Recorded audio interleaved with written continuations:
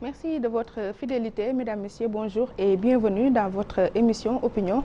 Cette semaine, nous recevons sur ce plateau le professeur Mody Niang. Il est inspecteur de l'enseignement à la retraite. Bonjour et bienvenue à vous, professeur. Bonjour, mesdames. Alors, en résumé, vous êtes connu par tout le monde dans ce pays. Mody Niang, il est chroniqueur, mais aussi auteur de plusieurs contributions dans la presse sénégalaise, après une carrière dans l'enseignement qui a été bouclée par une fonction comme inspecteur d'enseignement dans l'éducation nationale. Est-ce suffisant pour vous introduire? Ça va. Alors, nous démarrons par ce secteur avec les résultats du baccalauréat qui ne sont pas encore une fois des meilleurs. Quelle est votre analyse là-dessus? Bon, mon analyse, c'est l'analyse de l'opinion générale. Les résultats reflètent le niveau de l'enseignement qui est de plus en plus bas. Les élèves sont de plus en plus faibles. Je n'ose pas dire que les professeurs le sont aussi, mais au moins, le niveau des élèves baisse de plus en plus, même pour des raisons qui sont connues. Les conditions ne sont pas réunies pour obtenir des résultats convenables, de bons résultats. Donc, à qui la faute? Aux professeurs, aux autorités ou bien aux élèves? À qui la faute? À qui la faute? À tous les secteurs. Aux parents d'élèves, aux enseignants et à l'État. L'État qui ne met pas les enseignants et les élèves dans des conditions acceptables. Les professeurs, de mon point de vue, qui ne font plus suffisamment de recherche, qui ne consacrent plus suffisamment de temps à leur enseignement. Et les élèves également, voilà, qui sont attirés par d'autres activités. Par exemple, on constate aujourd'hui que les élèves ne lisent plus. Maintenant, c'est terminé, la lecture, c'est avec les réseaux sociaux, etc. De plus en plus, ils s'éloignent de la lecture. Or, la lecture est fondamentale pour la compréhension des autres disciplines. Il y a aussi un autre fait, le fait qu'il n'y ait plus assez de bibliothèques. Oui, c'est-à-dire, il n'y a plus assez de bibliothèques, c'est vrai. Mais même s'il y en avait, je doute que les bibliothèques soient fréquentées convenablement. Pourquoi? Les élèves ont perdu l'habitude de lire. Ça, c'est la vérité. Alors, c'est dû à un certain nombre de raisons, notamment les réseaux sociaux qui les attirent de plus en plus. Donc, il n'y a pas suffisamment de bibliothèques, ça, c'est vrai. Mais les élèves ont perdu l'habitude de lire, en réalité. Et les professeurs aussi. Ah oui? Ah oui, les professeurs aussi. Ils ne lisent plus? Ils se documentent plus? J'ai le sentiment, parce que parfois, il m'est arrivé d'aller chez des enseignants. Je ne trouve aucune table de travail. Ah oui? Voilà. Moi, je ne comprends pas dans leur domicile que chez un enseignant, il n'y ait pas de table de travail. Alors, maintenant, tout se fait pratiquement dans les établissements. Or, ce qu'on appelle l'indemnité représentative de logement leur a été accordée en 1966 pour la raison que 70% du travail de l'enseignant se fait à la maison. C'est la raison pour laquelle l'UNESCO avait demandé à l'époque de leur octroyer cette indemnité de logement-là. Mais on a de plus en plus le sentiment que l'essentiel du travail des enseignants ne se fait pas à la maison. Et puis il y a quelques années, il y avait l'indemnité de recherche et de documentation qui leur a été accordée par le régime du président Wade. Oui. En réalité, je me souviens, j'ai fait une contribution où j'ai abordé la question. D'ailleurs, ça n'a pas plu à beaucoup de mes collègues enseignants. Pourquoi? C'est mon sentiment. Les enseignants ne lisent plus suffisamment. J'ai le sentiment que l'indemnité de recherche et de documentation qui leur a été octroyée n'est pas utilisée pour faire la recherche et pour avoir de la documentation. Ça, c'est mon point de vue. Là, c'est clair. Pourtant, malgré l'année électorale que représente 2019, c'était une année avec moins de perturbations. Alors, c'est quoi le problème? Ah, c'est le problème. L'État s'était engagé à respecter au moins ses promesses. Et les enseignants se sont dit, bon, on va laisser à l'État le temps au moins de respecter ses promesses. Donc nous allons faire un an sans perturbation. L'année a été faite, mais il se trouve que jusqu'à présent, les engagements n'ont pas été respectés. C'est la raison pour laquelle je crains que le front social du côté des enseignants va chauffer encore. Parce que les engagements n'ont pas été respectés jusqu'à présent. Et les enseignants ont donné un temps de battement à l'État du Sénégal pour respecter ses engagements. Je ne crois pas que ces engagements-là aient été respectés jusqu'à présent. Mais les enseignements se sont bien déroulés. Se sont bien déroulés et ça aussi quand même il faut... Sans impact positif sur les résultats. Bien sûr, bien sûr. Oui. Les résultats du bac par exemple ont été catastrophiques, ils ont été très mauvais. Donc les gens se disaient, c'est parce qu'il y a des perturbations scolaires, c'est ça qui explique les résultats, la faiblesse des résultats scolaires. Mais cette année-là, quand même, est une exception. C'est une année qui s'est passée sans perturbation. Absolument. Malgré tout, les résultats n'ont pas été bons. Par conséquent, il faut chercher les résultats ailleurs. C'est quoi le problème? C'est de multiples problèmes. Ce n'est pas seulement ça. Il y a ce que nous avons passé en revue jusqu'à présent et puis d'autres raisons qui font que, voilà, l'enseignement a des problèmes actuellement. Au Sénégal. Absolument. Étant donné que le Japon s'est développé avec l'éducation, avec la baisse du niveau des élèves, peut-on espérer pour le Sénégal? Il n'y a pas un seul pays qui se soit développé en dehors de l'éducation. C'est ça, le Japon et d'autres pays. Un pays, pour se développer, eh bien, il faut développer l'éducation. Or, de ce point de vue-là, nous avons encore d'énormes efforts à faire. Absolument. Oui. Professeur, l'ONG Oxfam est la cible de plusieurs attaques depuis quelque temps.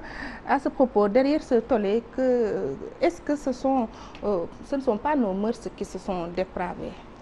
En réalité, vous savez, vous vous rappelez quand Obama est arrivé ici, il a presque, voilà, il a posé la question au président Macky.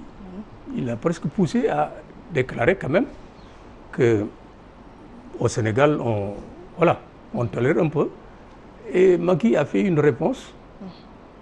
Il a dit, tant que je serai là, en tout cas, l'homosexualité ne sera pas tolérée, tant que je serai là. Il aurait pu aller plus loin, dire que dans ce pays-là qui est le Sénégal, l'homosexualité ne peut pas être tolérée. C'est peut-être pour un problème de religion. 95% de musulmans, 4% de chrétiens et puis 1% d'autres. Nous sommes un peuple de croyants. Mais par-delà la religion, c'est notre culture qui ne tolère pas cette pratique de l'homosexualité. C'est davantage un problème culturel qu'un problème de religion. Nous ne pouvons pas accepter l'homosexualité au Sénégal. L'Occident aura beau chercher à nous entraîner, nous n'accepterons pas ça. Je ne crois pas que le Sénégal tolère l'homosexualité pour un problème de religion, mais surtout pour un problème de culture. Nous ne pouvons pas accepter Et puis, Ndeye Fatou, moi, chez les animaux, il y a le mâle et la femelle. Même chez les fleurs, il y a le mâle et la femelle. Nous ne pouvons pas accepter, nous ne pouvons pas tolérer l'homosexualité au Sénégal. Évidemment, les gens parlent de droit. Mais c'est pratiqué quand même. Oh, c'est pratiqué, bien sûr. C'est pratiqué, on n'y peut rien. Bon, l'adultère n'est pas toléré. Elle est pratiquée. Bon, voilà, il y a d'autres... Oui, elle existe, mais elle n'est pas tolérée. On ne peut pas tolérer officiellement l'homosexualité. Ce n'est pas possible au Sénégal. Les gens auront beau faire des efforts. Je ne vois pas quel est le régime qui viendra dire nous tolérons l'homosexualité. Ce régime-là sera un candidat au suicide. Et je ne crois pas que cela arrive au Sénégal. En tout cas, peut-être pour les 50 prochaines années. Ah oui. Dans la foulée, n'y a-t-il pas lieu de légiférer sur la présence des ONG, c'est-à-dire leur mission et rôle dans la société sénégalaise? Je ne pense pas qu'on puisse légiférer pour dire aux ONG, voilà ce que vous devez faire, voilà ce que vous devez faire. Ah oui. Mais ils devront développer leur programme compte tenu d'un certain nombre de réalités, notamment de la religion et de la culture des gens. Il y a des pratiques que nous ne pouvons pas accepter au Sénégal. C'est aux ONG qu'il appartient plutôt de tenir compte de ça. Et l'État? Parce que depuis quelques jours, après l'éclatement de ce scandale, il y a un mutisme manifesté par les autorités. Au plus haut niveau, par exemple, dans le scandale Petro-Tim, l'État n'a pas hésité à convoquer, le ministre en tout cas des Affaires étrangères n'a pas hésité à convier l'ambassadeur britannique. Oui, mais la position de l'État est connue dans cette affaire-là. C'est laquelle? C'est laquelle l'État ne peut pas tolérer ça. Il n'y a aucun chef d'État qui va tolérer l'homosexualité au Sénégal. Ça, la position est connue. Mais pourquoi ne pas convoquer les responsables de cette ONG pour des explications? Je ne crois pas quand même que l'État doive aller jusque-là. En réalité, l'Oxfam rejette quand même cette accusation-là. L'Oxfam n'accepte pas de promouvoir l'homosexualité au Sénégal. Voilà. Donc, je ne vois vraiment pas pourquoi l'État devrait convoquer, par exemple, les responsables d'Oxfam. L'État sait ce qu'il sait. L'homosexualité ne peut pas être tolérée au Sénégal. Ça, c'est très clair. Et pour pour essayer de calmer les ardeurs, faire un geste. Lequel geste? Mais les ardeurs, ça va passer. Les gens vont parler après, bon, ça va passer. D'accord. La corruption... Ça, vraiment, je ne crois pas que l'État aille jusque-là. Jusqu'à convoquer les gens de femmes pour eux. Non, non, non. D'autant plus que eux, ils recusent ça. Ils ne travaillent pas pour le développement de l'homosexualité. Ils ne travaillent pas pour la promotion de l'homosexualité. Voilà leur position officielle. Par conséquent, toutefois, une ONG comme Jamra n'a pas hésité à aller vers les autorités de Oxfam pour s'enquérir de la situation. Mame Matar Gueye, je crois que Jamra a pris une position quand même. Et il m'a semblé d'ailleurs voir Mame Matar Gueye, où il m'a semblé lire peut-être quelque part qu'il est allé même à Oxfam pour intervenir justement dans les différends qui existent entre Eliman Khan et Oxfam. Mais aussi essayer d'en savoir un peu plus sur ces accusations portées. Probablement. Est-ce qu'il n'est pas allé jusque-là? On ne peut pas savoir. Ce qu'on sait, c'est qu'il a été là-bas pour faire une sorte de médiation. Ce qu'il a dit là-bas, peut-être, on ne peut pas savoir exactement tout ce qu'il a dit. Probablement, il a abordé la question. Professeur Modignan, la corruption atteint des niveaux jamais égalés. Cela ne montre-t-il pas l'échec de nos corps de contrôle ou bien l'échec de l'État dans la lutte contre ce fléau? Ce n'est pas l'échec des corps de contrôle.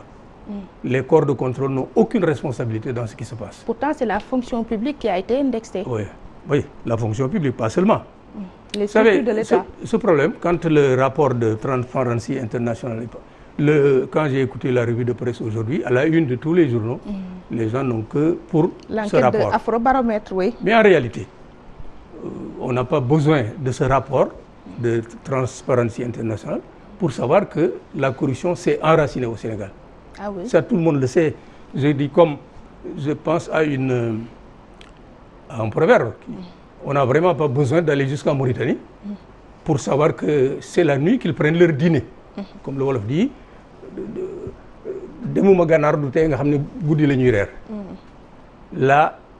la corruption est fortement enracinée au Sénégal. Elle est, je l'ai dit dans ma dernière contribution et je le répète ici, elle est nourrie, elle est entretenue au niveau le plus élevé de l'État du Sénégal. Il suffit simplement de se reporter à l'engagement, aux engagements d'ailleurs du candidat Macky Sall pendant la campagne électorale. De 2012 ou 2019 2012. Il s'est engagé à mener une lutte sans merci contre la corruption, les détournements et les autres manquements de la gestion des deniers publics. Élu président de la République le 25 mars, il a réitéré ses engagements. Et il a posé un certain nombre de mesures. Notamment, il a pris un certain nombre de lois. Loi portant code de la transparence, code de transparence, loi portant création de l'OFNAC, loi portant déclaration du patrimoine, et en même temps, il a exhumé la Cour de répression de l'enrichissement illicite. On pouvait par conséquent se dire, celui-là, vraiment, il est engagé à lutter contre... Mais en réalité, à l'arrivée, c'est la grande déception. À l'arrivée, c'est la grande déception. Vous avez vu ce qui se passe à l'OFNAC. Il l'a rendu inoffensif. Pourquoi je le dis? L'OFNAC a démarré avec l'ancienne présidente, alors qui a pris service avec son équipe le 14 août 2014. Et elle a quitté le 25 juillet 2016. En 18 mois, son équipe a déposé auprès du procureur de la République 11 rapports. 11 en 18 mois. Et quand elle partait, il y avait également 4 dossiers en instance. Voilà. Et la nouvelle, celle qui l'a remplacée, a déposé, je crois, 5 ou 6. Au total, le procureur a sur sa table 18 rapports de l'OFNAC. 18 ou 19? 19 peut-être. Ouais. 18, disons 18, 19. Parce Et que, ouais. sur la table du procureur, il y a 198 rapports de la CENTIF. Ah oui? Oui, oui. Cellule de traitement des informations financières. 198. Donc, voilà des rapports qui dorment sur la table du procureur de la République. Il y a autant de rapports qui dorment également sur la table du président de la République. Il dit lui-même qu'il a mis le coude sur beaucoup de dossiers, sinon beaucoup de gens iraient en prison. Donc, il a rendu pratiquement inoffensif l'OFNAC. Il a rendu inoffensive également l'inspection générale d'État.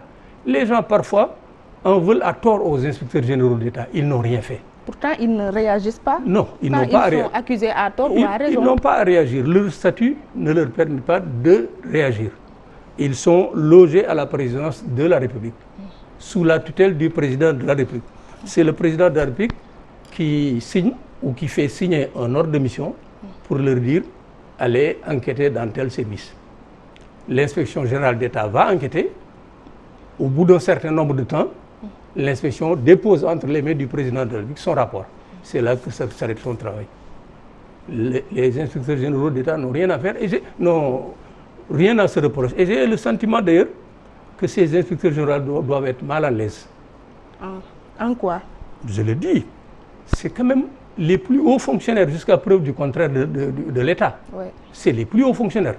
Alors on te confie un travail, vous allez vous donner corps et âme à ce travail-là, 2 mois, 3 mois, 4 mois après, vous déposez un rapport et le rapport est... Voilà.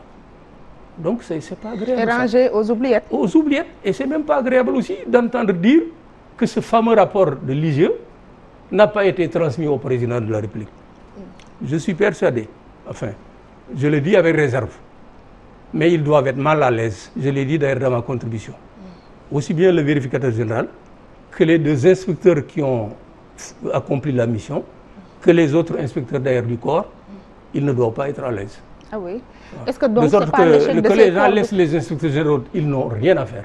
C'est les plus hauts fonctionnaires. Et j'ai entendu d'ailleurs le directeur de cabinet du président dire, oui, vous savez, au départ, son fameux ministre chargé de la communication avait dit, formellement, ce rapport n'existe pas. Oui. Quand il s'est rendu compte qu'il a commis une bévue, il dit, oui, il existe, mais il n'a pas été transmis. Le président ne l'a pas reçu. Et j'ai entendu le nouveau directeur de cabinet dire, il ne l'a pas reçu, mais puis même s'il le recevait, il n'est pas obligé de suivre les recommandations, parce qu'il peut avoir d'autres informations. Quand même, il faut nous prendre au sérieux. Les inspecteurs généraux d'État, je le dis, jusqu'à preuve du contraire, c'est les plus hauts fonctionnaires. Ils sont placés dans les meilleures conditions pour faire un travail. Vous leur confiez une enquête. Ils vont faire le travail avec tous les moyens dont ils disposent. Ils déposent un rapport avec un certain nombre de recommandations. Vous dites que le président n'est pas obligé de suivre ça parce qu'il peut avoir d'autres. Quelle information? Ça aussi. Mais hormis les inspecteurs généraux d'État, il y a aussi eu des magistrats de la Cour des comptes qui ont été rabroués par un ministre de la République. Voilà. Est-ce que cela ne dénote-t-il pas une faiblesse de la part de ces contrôles de non, c'est pas. corps de contrôle?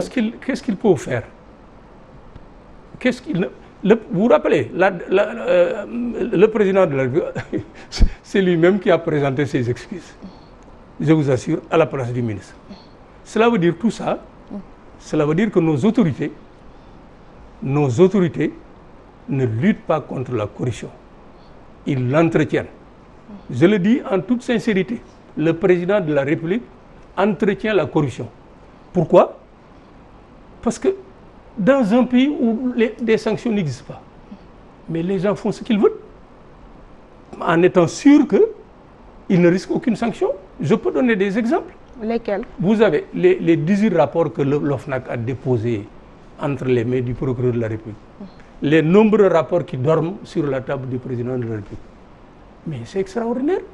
Les autres gestionnaires de deniers publics, ils se disent de toute façon, si je prends l'exemple sur le directeur général du COUR, si je prends l'exemple sur le directeur général de la Poste, si je prends l'exemple sur l'ancien directeur général du port de Dakar, qui envoyait un député donner 10 millions ici, 20 millions là-bas, etc., etc. Il a même était jusqu'à financer l'accueil du président de la République au Mali par l'association des Sénégalais résidant au Mali. Le président y allait pour une réunion de l'UEMOA. Il a envoyé 10 millions pour que les membres de l'association organisent un accueil au président de la République. Mais depuis qu'il a quitté le pouvoir, il ne donne plus rien. Ça, quand même, les gens doivent se poser des questions. Donc, les gens qui prennent l'exemple sur aussi bien sur le directeur général du COUD, sur le directeur général de la Poste, sur l'ancien directeur, etc. Donc, les gens qui sont à la tête des agences, etc. Mais ils font ce qu'ils veulent parce qu'ils savent qu'au-dessus ne plane pas la sanction. Ils ne sont pas sanctionnés. Ils font ce qu'ils veulent. Voilà la réalité. Alors, il y a quelques semaines, l'an 8 des événements du 23 juin 2011 a été célébré.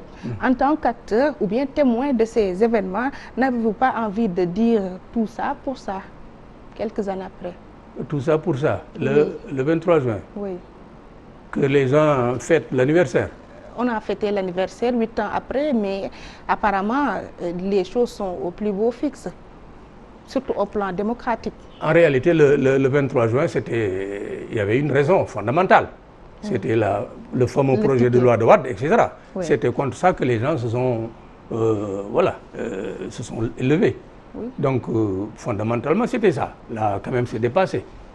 Maintenant, les gens fêtent l'anniversaire, c'est très bien, c'était un grand moment. Et puis, arrivé, on ne peut pas leur reprocher de ne pas fêter ça. Mais vous avez été témoin de ces événements? Bien sûr. En même temps qu'acteur? Absolument. Oui. Absolument. N'avez-vous pas des remords par rapport à cela? Des remords par rapport à? Parce que les mêmes causes continuent de produire les mêmes effets. Il fallait le faire à ce moment-là. Voilà, il fallait vraiment agir. Et les gens ont agi. Vraiment, c'était spontané. C'était un grand moment de la démocratie. Ça, il faut le dire. C'était un grand moment de la démocratie. Et de la citoyenneté aussi. C'est important. Donc, c'était en 2011. 2011, oui. Nous sommes 8 ans après.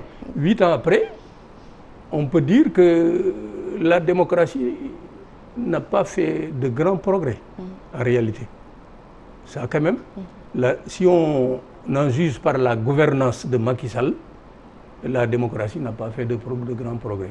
A-t-on un léger mieux, du mieux, ou bien une situation pire? Je n'ai pas le sentiment qu'avec la gouvernance de Macky Sall, que la démocratie ait fait des pas supplémentaires. Ah oui? Je n'ai pas ce sentiment-là. Parce que l'homme, malgré les apparences, trompeuses d'ailleurs, n'est pas un démocrate. Ah oui? Absolument. Et plébiscité récemment en Allemagne. Pour des acquis démocratiques. Mais quels sont les chefs d'État qui ne sont pas plébiscités dans les pays occidentaux? Même au Zimbabwe, même au Congo, même, etc., ils sont plébiscités parce que ces gens-là, leur préoccupation, ce n'est pas que la démocratie fasse des pas dans nos pays. Ce n'est pas leur problème. Leur problème, c'est leurs intérêts. Vous vous rappelez de Gaulle disait en 1958 déjà que les États n'ont pas d'amis, ils ont des intérêts. Donc, qu'ils disent que Macky est un démocrate, que Mugabe est un démocrate, Bongo est un démocrate, Ali Bongo, etc., ça n'a aucun sens. Quels sont les jalons posés par le président Macky Sall et qui montrent qu'il n'est pas un démocrate? Qu'il n'est pas un démocrate? Oui. D'abord, le fait que, sous sa gouvernance, les sanctions négatives n'existent pas. Il ne sanctionne pas. Il protège des présumés délinquants. Un démocrate ne fait pas ça. Pendant que Khalifa Sall croupit en prison, il y a des gens, des gestionnaires de deniers publics qui ont fait infiniment plus que lui. Infiniment plus. Et qui hument l'air de la liberté actuellement. Ça, c'est une preuve manifeste que celui-là n'est pas un démocrate. Un démocrate n'est pas partisan. Là, vous parlez de l'indépendance de la justice. Non, pas seulement. Parce que ce sont des affaires judiciaires, comme le cas Khalifa Sall. Mais ce sont des affaires judiciaires. Le président de la République, il est le président du Conseil supérieur de la magistrature. Le président de la République nomme le garde des Sceaux, ministre de la Justice. Et ce garde des Sceaux, ministre de la Justice, donne des instructions au procureur de la République. Ça, c'est important. Notre justice, quand même, il faut le dire, je n'ai pas le sentiment que notre justice soit indépendante. Elle ne l'est pas d'ailleurs. C'est la raison pour laquelle tout le bruit que l'on fait aujourd'hui autour de l'affaire Petro-Tim, oui, avec les gens qui sont entendus à la DIC, à la gendarmerie, etc., je n'ai pas le sentiment que ça va aboutir sur quelque chose de concret. On va en parler, mais tout d'abord, depuis sa réélection, le président Macky affiche une ferme volonté de réduire le train de vie de l'État. Pour exemple, il y a la suppression d'une quinzaine d'agences, de la primature et de certaines représentations diplomatiques. Qu'en pensez-vous? Ah, c'est ce qu'il dit. Attendons. C'est ce qui se fait avec des décrets déjà signés. Attendons, nous n'avons pas encore vu. Oui. C'est ce qu'il a dit. Parce que moi, je suis très, voilà, par rapport aux engagements de ma... Vous doutez de ces propos? Jusqu'au moment où je verrai, que je lirai les décrets qui annulent des agences, qui annulent également, etc. Jusqu'à preuve du contraire. Voilà, je suis réservé. Ah oui? Oui, je suis réservé. La primature a été supprimée. Ça, ce n'est pas dans une perspective de réduction du train de vie de l'État. Ah oui? Ça, oui, c'est pas ça. C'est dans quelle perspective? Et puis même ça, si on s'y arrête, c'est encore, je pense que c'est encore du cinéma. Jusqu'à preuve du contraire. Ah oui? Oui, jusqu'à preuve du contraire. Pourquoi? Moi, président de la République, je veux réduire le train de vie de l'État. Je commencerai par mes fonds politiques. Il a dit 8 milliards par an. 1 milliard, quand même, c'est 1000 millions. D'avril 2012 à avril 2019, en 7 ans, il a grillé 56 milliards. 56. Comme fonds politiques. Comme fonds politiques. Qui sont laissés, dit-on, à sa discrétion. On ajoute qu'il en fait ce qu'il veut. Quelqu'un est allé même jusqu'à dire, il peut même brûler ça. Moi, je crois d'abord, c'est par là qu'il faut commencer. 8 milliards laissés à la discrétion d'un seul homme, dans un pays qui fait partie des 25 pays les plus pauvres et les plus développés, c'est inacceptable. Voilà. Et il ne rend compte à personne de la gestion de ces 8 milliards-là. Qu'il commence d'abord par là. Et ensuite, qu'il commence par supprimer les institutions qui ne servent pas à grand-chose. Le Conseil économique et social, vous avez vu? Vous avez entendu la vidéo qui est consacrée à la gestion, voilà, à la bamboula qu'il y avait là-bas. Comment elle a géré le Conseil économique et social pendant 6 ans, avec un budget de 7 milliards, 42 milliards en 6 ans. Quels sont les résultats? 42 milliards. Le conseil pour je ne sais pas quoi encore. Des collectivités territoriales. Voilà, qu'il commence par ça. Au moins alors qu'il réduise les budgets. Alors il nous dit également qu'il va supprimer un certain nombre de consulats. Je veux bien. Un certain nombre d'agences. Je veux bien. Moi, à sa place, j'aurais d'abord audité les agences. En particulier, c'est extraordinaire ce qui se passe dans ces agences-là et dans de nombreux autres services. Vous prenez le cas de la Poste. Quand il est arrivé, s'il a trouvé 1000 agents, en partant, il a laissé 2500. Ah oui. Celui de la Poste. Et vous vous rappelez, quand... Donc c'est pour caser une clientèle politique. Quand il a été enlevé, il est resté 1 mois avant de passer service à son successeur. Entre-temps, mais il a recruté des gens, des CDI. C'est extraordinaire ça. Et voilà, et ça passe inaperçu. Vous allez maintenant dans les postes, à l'intérieur du pays. Là où il devait y avoir 2, il y a 6 ou 7 qui tournent les pouces. Même ici à Dakar et partout ailleurs, ça on le sait. Clientèle politique, c'est extraordinaire ça. Donc, il faut commencer par ça, par réduire le personnel qui sert dans les différentes institutions, dans les différentes structures, et qui ne sert à rien. Si vous allez dans les consulats, mais c'est extraordinaire. C'est pratiquement c'est des gens de la paix qui font ce qu'ils veulent en réalité. À propos des consulats, on nous dit que pour le consulat de Bordeaux, c'est peut-être une représaille de la part du président qui avait perdu ce bastion lors de la présidentielle. Mais comme je ne veux pas, en tout cas, ce qui est sûr, il dit qu'il va diminuer les consulats et les ambassades.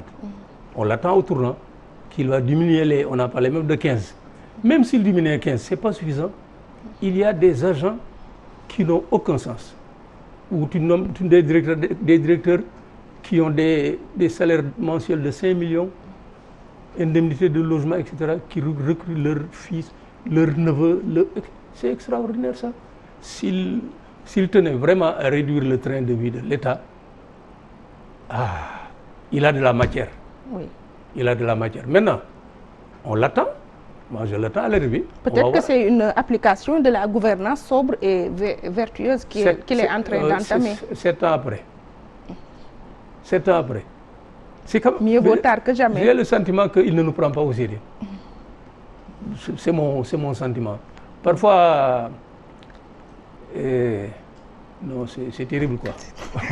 On ne peut pas tout dire. Oui, professeur Modigna, au plan politique, après le lancement du dialogue national, Famara Ibrahima Sagna a été officialisé par décret présidentiel. Est-ce que cela, selon vous, ce n'est pas une manière de formaliser ce dialogue?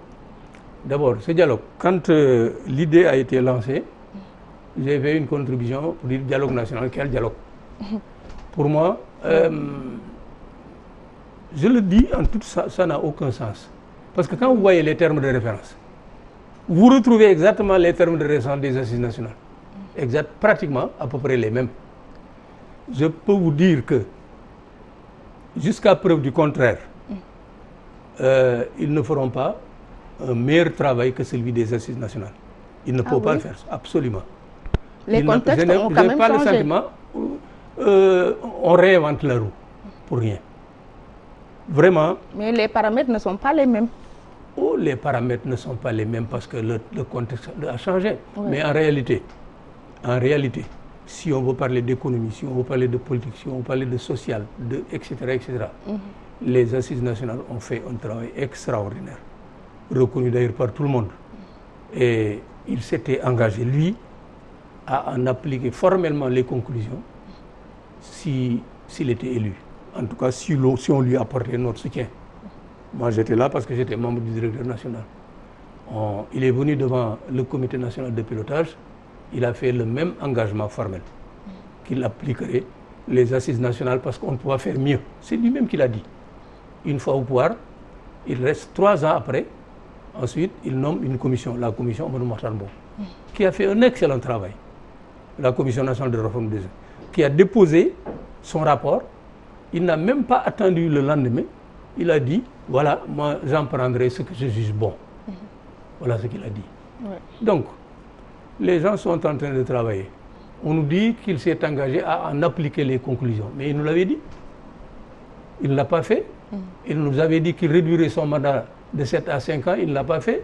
Il nous avait dit qu'il formerait un gouvernement de 25 membres. Il en est à 39. S'il nous dit aujourd'hui, il va appliquer les conclusions. Moi, je dis jusqu'à preuve du contraire, je suis réservé. Mais cette fois-ci, il y a eu un décret signé pour désigner la personne qui va piloter ce dialogue. Au moins, c'est formel. Amadou Mahtar Mbow, sur quelle base il l'avait désigné? Dans les mêmes conditions. Du pareil au même. Dans le landerneau politique, c'est apparemment la gueule de bois depuis la réélection de Macky Sall. Quelle lecture faites-vous de l'attentisme noté chez les libéraux, les réumistes et autres candidats malheureux? Là, je n'ai pas le sentiment quand même qu'ils soient attentistes. Hein. Ils sont en train de bouger. Ils sont moins actifs. Ah non, c'est-à-dire que il a été élu. Bon, dans les conditions que l'on sait. Il a été bien élu, mal élu. En tout cas, il a été élu à 58%. Mais les gens, voilà, en amont de l'élection, quand même, il y a eu énormément de problèmes. Je n'insiste pas sur ça. Mais enfin, il a été élu. Il est président de la République. Mais les gens, ils sont en train de travailler. Aussi bien les Alassane Sall, les Sonko, oui. Voilà. Ils sont en train de travailler. Vous parlez des membres du Congrès démocratique, Alassane Sall, Abdoul Mbaye, Mamadou Lamine Diallo. Et les autres. Oui, mais en face, il y a le PDS et le Réumi qui sont quasi absents. Ah, le PDS n'est pas absent. Hein. Le vieux est là, en train de dicter sa volonté quelquefois aux gens. Et ça c'est extraordinaire au Sénégal. 7 ans après avoir quitté le pouvoir, ce vieillard-là revient, il draine des foules, il impose pratiquement sa volonté. Le Sénégal est vraiment le Sénégal. C'est le pays de tous les possibles. Les gens ne l'ont pas suivi dans le boycott qu'il avait prôné. Oui, on ne pouvait pas le suivre dans le boycott, ce n'était pas possible. On ne pouvait pas le suivre dans le boycott. Mais en réalité, il ne devrait même pas avoir le courage de revenir. Pourquoi? Avec tout ce qu'il nous a fait pendant 12 ans. Oui, mais il est parti. Il est Quand on l'a battu aux élections. Oui, il est parti. Sans condition. Mais il est revenu. Il est revenu avec ses exigences. Voilà. Et traînant encore du monde. Les gens vous disent, le Sénégalais, et il disait d'ailleurs lui-même, à l'occasion d'un comité directeur, il allait prendre une mesure, je ne me souviens plus de laquelle. Alors un des membres lui dit, ah, président, lolo boko defé Sénégal dañ ko nangu. Il lui dit, Sénégalais, vous êtes Sénégalais mais vous ne connaissez pas les Sénégalais. Le Sénégalais est incapable de vous dire, si vous lui demandez de vous dire quel est son repas de la veille, il ne vous le dira pas. Donc il est amnésique. Et il ne croit qu'à l'argent et aux honneurs. Le Sénégalais est amnésique. Voilà. Et il n'a pas tort. Hein. Ah oui. J'ai le sentiment qu'il n'a pas tort. Après tout ce qu'il a fait, Abdoulaye Wade, au Sénégal, les gens ne s'attardent que sur la corniche, etc. Voilà, les gens ne s'attardent que sur ça.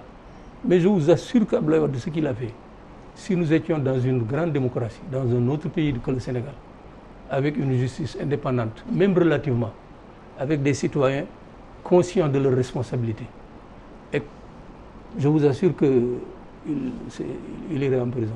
Qu'est-ce qu'il a fait? A-t-il détourné les deniers publics? Il a détourné plusieurs fois. Abdoulaye Wade. Les 15 millions de dollars de Taïwan qui étaient destinés à la réalisation de projets sociaux, il les a détournés avec son sulfureux conseiller technique, Pierre N. Ça, tout le monde le sait. Il a détourné ça. Le fameux montage financier de la Renaissance africaine. Mais c'est un scandale. C'est un scandale. Ouais. Même sa gestion foncière devrait l'amener en prison. L'alimentation de ces fonds politiques. Vous savez, les fonds politiques, c'est annuel. On lui vote annuellement un budget. Ouais. Mais lui, il avait plusieurs comptes. Et les comptes étaient alimentés en dehors de la loi de finances. Et on a entendu devant la commission d'instruction de la Haute Cour de justice son ancien Premier ministre dire que dans ce cadre, j'ai géré plusieurs milliards de francs. Et à la commission de lui dire, mais d'où provient ce il dit, quand il revenait de voyage parfois, avec des chèques d'aide budgétaire, etc., bon, il est... C'est lequel parmi ces anciens premiers ministres? Oh, c'est pas la peine. Voilà. Ah, donc, ça, c'est un aveu de taille quand même. Je vous assure que... Oh là là, et puis c'est pas seulement ça. Il a... rien que la rénovation de l'avion de commandement. Mais c'est extraordinaire. Mais les Sénégalais, ils oublient tout. Oui, il a raison. Nous avons la mémoire très courte. Dans l'affaire Petro-Tim, Aliou Sall a finalement joué sa partition devant les enquêteurs. Vous l'avez vu à sa sortie, entendu. Alors, quelle perception avez-vous de son assurance affichée? Mais son affichage affiché, oui. Il a vécu ça. Il sait. En réalité, d'ailleurs, avant même de parler de l'autre, il faut parler de l'affaire en général. Tout le bruit qu'on est en train de faire là, mais ça n'en vaut pas la peine. Ah oui? Il suffisait simplement du rapport de l'inspection générale d'État, des contrats, et puis d'entendre toutes les personnes qui sont impliquées. Selon El Hadj Amidou Kassé. Perdu, mais un rapport ne peut pas être perdu. C'est pourquoi je vous dis, si on sait tant soit peu comment fonctionne la présidence, comment vous pouvez comprendre que le président de la République, eh bien, demande à un certain nombre d'inspecteurs généraux de faire une enquête sur une affaire bien déterminée et qu'il attende 7 mois pour dire, bon, 7 ans pour dire je n'ai pas reçu ça. C'est pas comme ça. D'ailleurs, au fur et à mesure que les enquêtes se font, il est informé. Au fur et à mesure du déroulement de l'enquête, il sait très bien, et même ceux qui le disent savent très bien qu'il ne peut pas ne pas recevoir le rapport, ce n'est pas possible. Comment il commandite un rapport sur une question aussi importante? Il attend 7 ans après pour dire je n'ai pas reçu. Pourquoi il avait commandité le rapport? Parce qu'il y a une entreprise là qui était en discussion avancée avec l'État Tuloy Oil, etc. Et qui a fait même venir les grands patrons de l'entreprise au Sénégal, etc. Qui a même donné 3 millions déjà sur le gaz. Et il entend comme ça que, voilà, les deux blocs ont été donnés à Franck Timis. Alors, la dame qui représente l'entreprise a adressé une lettre au ministre de l'énergie, des mines, qui réplique au président. C'est sur la base de ça que le président a commandité une enquête. En ce moment-là, les contrats étaient là, non validés encore parce que le président Wade n'a pas eu le temps de les valider. Il a signé, son ministre a premier ministre a contresigné, mais il n'y avait pas de... ça n'a pas été enregistré, ça n'a pas eu de numéro. Par conséquent, ce n'était pas valide. Oui. Alors, en attendant d'en avoir le cœur net, il commandite une enquête. Il va attendre 7 ans après pour dire je n'ai pas reçu. Il faut qu'ils nous prennent au sérieux ces gens-là. Et l'audition d'Aliou Sall qui sort avec des assurances. Aliou Sall. D'ailleurs, il promet d'aller jusqu'au bout dans cette affaire. C'est-à-dire Aliou Sall. Oui, il est allé jusqu'au bout. Il ne va pas lâcher prise. Lui, il n'a pas lâché prise. C'est lui qui est en prise plutôt. C'est lui qui est pris. Il n'a pas lâché prise. Lâcher prise quoi? Au contraire. Et puis ça, c'est une affaire technique. Cette affaire-là, elle est claire comme l'eau de roche. Quelqu'un qui a lu le rapport de l'inspection générale d'État, il en sait suffisamment assez sur la question. Oui. La convention signée par Karim Wade et signée par les gens de Petro-Tim, là, vous imaginez, le 17 juin 2012, alors que l'entreprise n'existait pas encore. La société a été créée 2 jours après. Le 19. Le 19. Alors, ensuite, mais c'est clair comme l'eau de roche. Il y a un certain nombre de conditions. Quand quelqu'un est demandeur d'un bloc, par exemple, il signe une convention, lui, le demandeur, avec l'État, en l'occurrence le ministre de l'Énergie. Mais la convention suit un certain nombre d'étapes et est envoyée chez Petrosen, où il y a une commission d'évaluation. D'abord, la convention est enregistrée sur un registre spécial, où on enregistre toutes les demandes. Alors, on enregistre, ensuite, on indique les capacités techniques et financières du demandeur, on indique quels sont les membres fondateurs, etc., etc. Et quand c'est fini, quand tout cela c'est satisfaisant, on demande au ministre de l'économie et des finances de donner un avis motivé, ce qui n'a jamais été fait. Et ensuite, ce Petro-Tim qui se déclare, parce qu'il faut un certain nombre de conditions de technique, et ça, il peut, né en 2000, il ne peut pas, mais il se déclare filiale d'une entreprise qui se trouve à Hong Kong. On a été enquêté, l'entreprise dit je ne connais pas Petro-Tim. Wow. Et l'inspection générale dit, compte tenu de tout ça, ces contrats doivent lui être enlevés. C'est très clair. Il fallait casser ces contrats. Ah oui, absolument. Mais malgré tout, le président ferme les yeux ici. Oui. Parce que les gens disent parce que son frère est là. Je ne sais pas, mais ce que les gens disent. Des contrats même confirmés en 2013 par le chef de l'État, après le rapport de... Confirmé. Il y a des gens qui disent Abdoulaye Wade a validé. Aussi les Sénégalais racontent ça. Abdoulaye Wade n'a pas validé. Ouais, non. C'est le décret qui valide. Pour valider, le décret est enregistré et promulgué avec la convention au journal officiel. Oui. Ça n'a pas été fait. Macky Sall a trouvé ce dossier-là et il avait dit, il se murmure des choses, des contrats douteux. Si je suis élu, je casse tout. C'est lui qui l'a dit. Il arrive, voilà.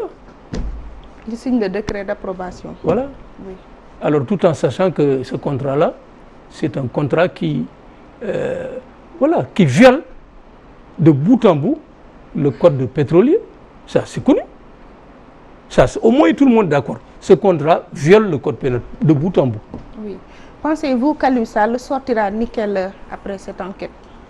Ou bien cette information judiciaire? Bon, moi, ce que je peux vous dire, je ne peux pas dire qu'il sortira nickel ou pas. Mais je n'attends rien de ça. Ah oui? Pourquoi? Le procureur de la République, il reçoit ses instructions de qui? Du ministre. Du ministre du garde des Sceaux. Oui. Mais ce garde des Sceaux, il a déjà blanchi Alioune Sall. En quoi faisant? En quoi faisant? Dès que l'affaire le reportage de la BBC là a éclaté, oui, on lui a posé là, il a dit c'est une affaire privée. C'est-à-dire une affaire qui met en jeu le président, le ministre de Petrosen, il dit c'est une affaire privée. C'est pas grave d'ailleurs ça. Et puis il dit, dans tous les cas, j'ai vu Alioune Sall il y a quelques jours, il revenait de la Mecque où il avait fait son Umrah. On ne revient pas de la Mecque pour s'impliquer dans des histoires comme ça. Voilà. Donc Alioune Sall pour lui n'a rien fait parce qu'il a été à la Mecque. De retour de la Mecque, il ne peut pas. Voilà. Donc lui, il a déjà. Vous comprenez? Ouais. Donc je ne retends rien de ça. Alors parlons du rapport de l'OFNAC. Peut-il servir d'élément clé dans cette enquête? Vous avez eu à enquêter dans cette affaire. Lequel rapport de l'OFNAC? Il y en a beaucoup. Oui, il y a eu un rapport de l'OFNAC sur l'affaire Petro-Tim. Oui, mais il est là-bas en même temps que d'autres, de nombreux autres. Le rapport sur le coude, le rapport sur la poste, le rapport sur etc., sur les centres des trésors, etc. C'est un rapport très grave. Mais concernant ce rapport spécial sur l'affaire Petro-Tim, est-ce que votre travail en tant que membre de l'OFNAC peut servir d'élément? Quand il était finalisé, je n'étais plus à l'OFNAC, j'avais déjà démissionné. Ah, oui. C'est pourquoi je ne peux pas en parler. D'accord. J'étais déjà parti. Et que répondez-vous au procureur Serigne Bassirou Gueye qui vous a rendu votre copie dans le dossier du coude? Mais heureusement, la présidente a répondu. Il n'a pas tout dit, mais on lui a retourné le dossier. Ça, il ne l'a pas dit. Ah oui? Ah oui, oui. Entre-temps? Ah oui, on lui a retourné le absolument. Dossier? Avec des correctifs ou mais bien? Il n'y a pas de coup de bail. Écoutez, c'est terrible quoi. Je vous assure... il vous a accusé publiquement. Il a accusé qui? Les enquêteurs de l'OFNAC qui ont produit ce rapport, en soulignant des contresens. En réalité, oui. Moi, je ne peux pas répondre à la place de l'OFNAC parce que je n'y suis plus. Ce que je sais, oui, même si ce rapport-là a des dysfonctionnements, comme il dit, encore j'en doute, parce que les gens qui font le rapport à l'OFNAC, ce ne sont pas des n'importe qui, ça il le sait. Mais il y a au moins 17 autres rapports. Le rapport, par exemple, qui épingle des gens des trésors. Quand vous venez, c'est très grave. Ah oui, il y a des gens des trésors. Voilà, des trucs. Vous venez, vous payez, Fatou, par exemple, vous avez dans un centre, machin, vous payez un impôt de 500 000, vous donnez 500 000, on vous donne un quitus, un faux quitus. Ah oui. Et on empoche l'argent. Ça se passe. Des gens ont été épinglés, très nombreux. Et un dossier a été déposé entre les mains du procureur. C'est ça, je le dis, en toute connaissance de cause. Je vous assure. Et avec des noms cités? Oui, avec des noms cités. C'est après une enquête très sérieuse et très serrée. Voilà. Donc le rapport là est en train de dormir là-bas. Et c'est extrêmement grave. Dans les tiroirs du procureur? Oui, bien sûr. Et d'autres d'ailleurs. Mais je te dis, ça fait 17 ou 18 rapports. Voilà. Non, c'est des histoires ça. Ah oui? Ah oui, oui. Et Mme Nafi Ngom, qui s'y connaît, devrait-elle s'emmurer dans un silence? Surtout après la sortie du procureur? Elle n'est plus là-bas. Je ne parle pas de celle-là. Elle a quitté depuis. Mais c'est son rapport qui a été discrédité par le procureur? Non, le procureur n'a rien discrédité. Si. Non, pas du tout. Les gens. Des erreurs. Mais oui, les Sénégalais. Mais vous avez entendu la présidente quand même? Elle a répondu. Elle lui a juste orienté une voie, c'est-à-dire il n'a discrédité personne. Personne. Il n'a discrédité personne. Il sait très bien que ce rapport-là est fait dans des conditions, dans les meilleures. Il le sait. Il le sait, mais il ne peut pas l'exploiter. Comment? Il ne peut pas. Le présumé, il est surprotégé, ça il faut le dire. Parce que, mais c'est extraordinaire dans ce pays-là.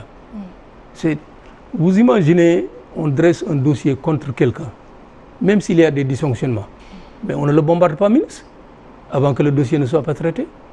Et puis, vous savez comment travaille l'OFNAC? L'OFNAC travaille sur base de plainte, par exemple. On envoie plainte pour dire, dans tel service, il se passe des choses peu catholiques, etc.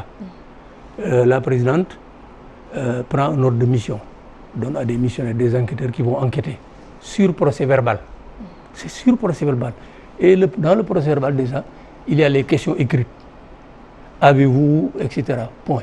On laisse un espace. Avez-vous, on laisse un espace. C'est l'intéressé même qui répond. Quand on a fini de poser les questions, on lui relit ce qu'il a écrit. Il est d'accord, il signe.